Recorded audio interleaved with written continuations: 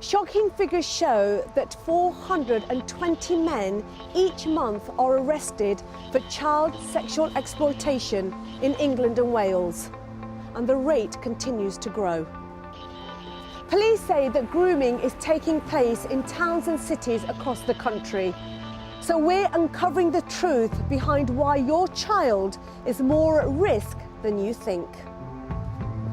Joining our Never Too Late to Tell campaign are two inspirational women.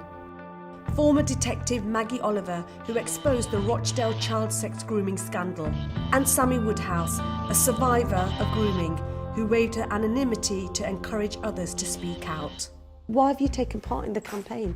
I want to turn my experience that was so negative into a positive and to help other people.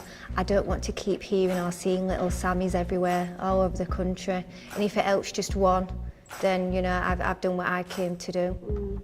This is such a positive campaign by Lisbon because we are continuing the debate. We're talking about it and educating people. We have to take the blame out of it, I think. We do. And at the moment, there is still this element of responsibility that has to be borne by a child who is way out of their depth, and even parents don't really know what to do. You know, this is about our children across the country. Yeah. You know, the statistic is 420 men a month. I mean, I think that's a figure that's probably underreported. That is the tip of the iceberg. And that is the scary it really thing. is. It's up and down the country. And when this happened to me, I was in my home, doing my homework in my bedroom, and my parents couldn't protect me. Yeah. In the media, you know, they talk about boyfriend grooming. Is that what was happening to you then? It's a term I personally don't like to use. You know, if we're going to be really honest, he was a paedophile, he was an adult, I was a child. But yeah, at the time I did think he was my boyfriend. I thought we was in a relationship. At first it started off loving, and then as time went on it started to get, you know, controlling and aggressive. And I think as well, one of the messages I want to get across is that anyone can be a victim to this. And what we have at the minute is this little box of what a victim looks like, and it's a little white girl that comes from a really bad background or a foster home. And that's all we see as victims. So it's important that we recognise that anyone can be a victim to this. It doesn't matter what race, religion, upbringing, and boys as well. Boys often get forgotten about. The initial abuser very often will engage the child, wherever that child's from, befriend them, you know, spoil them with presents and make them feel good.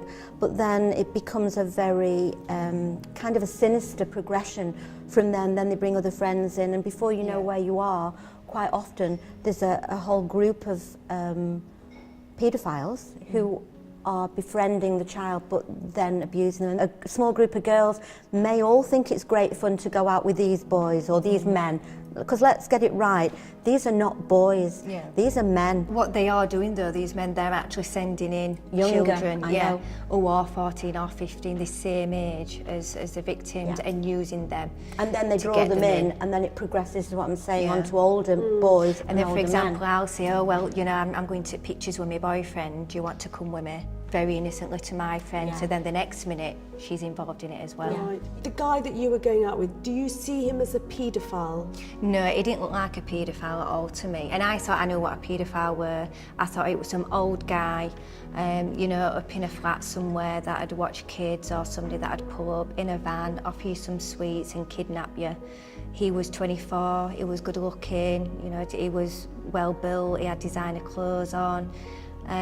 Yeah, he didn't fit that description whatsoever. I still see that man that came into my bedroom whilst I was doing my homework, who molested me. I still call him uncle. Like, I say he was my uncle. Well, he wasn't, he was a paedophile. Yeah. As a parent or a teacher, you should be looking for the signals, like suddenly you will start putting on makeup, you'll start getting dressed up, your social network will change, friends that you've had before will fade away. Right. Yeah. You will start to go to different places or go out later. And as a parent, I know that I would be thinking, this is a little bit strange. Very suddenly I started going missing. Sometimes it was hours, then for days, weeks, even months at a time. I started skipping school. I went from an A to C student to leaving school with no qualifications whatsoever. Most teenagers of 12 and 13 are vulnerable if approached in the right way. Yeah. You know, it can be buying them a bit of jewellery, taking them for a meal, a nice ride in the car, and it's often done out of the home and it becomes secretive. Yeah, So you remember that? Yeah, I remember thinking, So it becomes, I don't want my mum and dad to yeah. find out 'cause I'll get grounded. Yeah. Even when, you know, they was kind of keeping me in the house, and my mum, you know, she probably laid her head down at night thinking, it's all right, our Sammy's safe, she's in next room. Well, actually, she would have walked in and looked under my bed. He was actually under my bed. Oh my Yeah, God. he was actually climbing through the bedroom window. That's how brave, you know, these people are. I think there's lots of different reasons why people don't speak out. I think some don't recognise it as being abuse, and they think that they're the boyfriends or the girlfriends.